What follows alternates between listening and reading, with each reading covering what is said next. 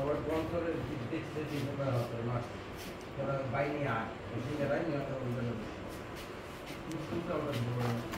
না ভাই যে কথাটা বলছেন করে দিছে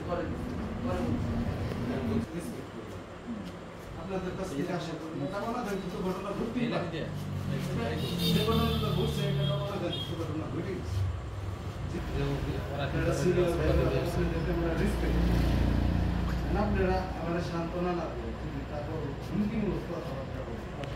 তাহলে আমরা কোথায় যাব আমাকে বলো হ্যাঁ আমাকে বলো